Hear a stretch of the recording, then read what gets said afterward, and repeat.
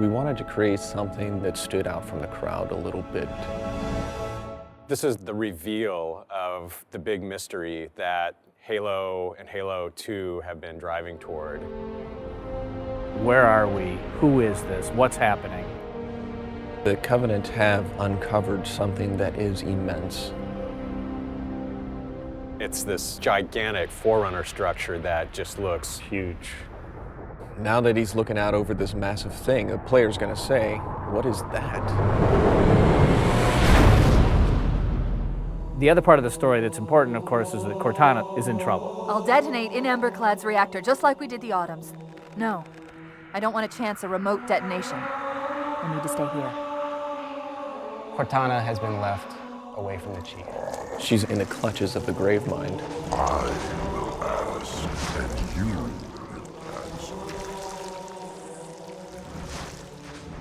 All right. Shoot. We don't know what's happened to her since then. We don't know it's Cortana. It could be any sort of bizarre, almost satanic sort of voice. I am your shield. I am your sword. Something seems wrong. I know you. Your past. Your future.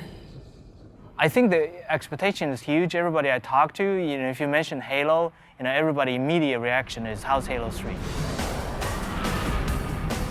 I think what is going to strike people is the scale.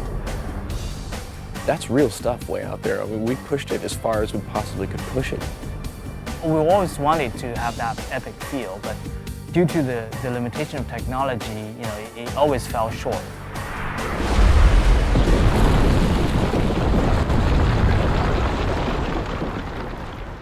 When you're working in high definition, it's a very unforgiving environment. Look at the Master Chief's armor.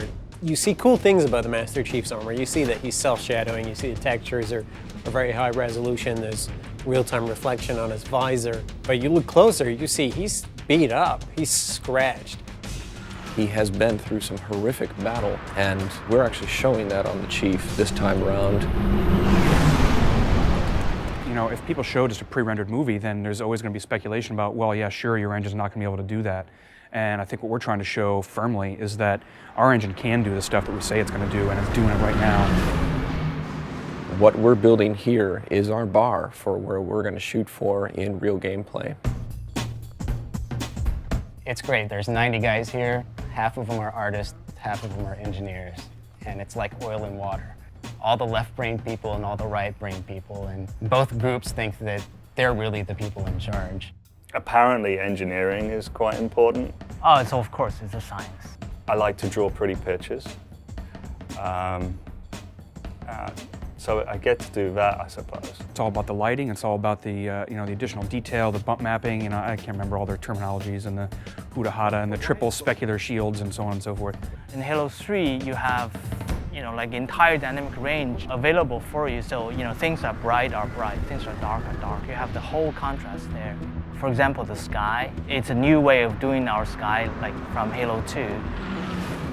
Every now and then, it'll catch my eye still, and then realizing, wow, I can't believe we're able to pull that off.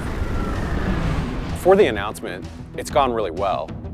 It hasn't been as much of a monkey shit fight as it could have been. Poon would be people make decisions that affect us and they don't really worry about it. Like, oh, it's all right, the sound guys will figure it out at the end of the chain.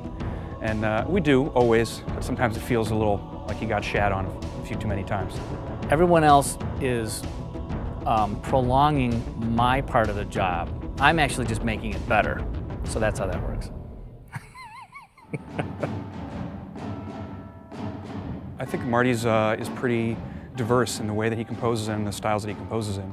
The fanfare is actually a new theme. And I don't know if it's ever going to show up ever again. At times he's pulling out, Enya. Oh no, I didn't say that. At times he's paying homage to other artists. There are no monks singing in this. The only hint that I want to give anybody that this is Halo is that I'm going to be in E Dorian. I actually just played an octave on the piano, just straight E's. When I played it back, I realized that it instantly got my attention. For this one, we had a great session with live orchestra, which is a bit above and beyond what we've done in the past. Master Chief is coming out of a desert, blowing heat, wind, completely obscured. So I wanted it to sound almost ethereal, just to bring some tension in and then have it open up slowly. The music and the sound is all about the drama. I'm just trying to absolutely score the drama of this moment. I mean, I think in the end, you're absolutely going to be able to play exactly what you're watching in this trailer.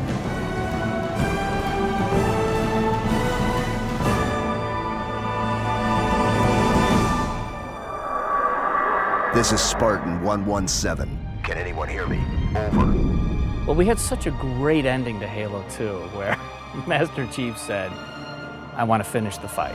Master Chief, you mind telling me what you're doing on that ship? Sir, finishing this fight. Which had most Halo players universally screaming and throwing their controllers at their TVs because they didn't get to finish the fight. Well, I didn't say anybody threw their controller. They might have dropped it in amazement. You won't just finish one fight, you'll finish all of the fights that you started in Halo 1. I think we're trying to raise an awful lot of questions about what on earth is going to go on in this game. No pun intended. We want this to be the Return of the King. We want this to be the final chapter in an epic trilogy. It's coming, and part of it's already here. It's going to be cool. This is the game. This is the engine. This is what Halo 3 is going to look like.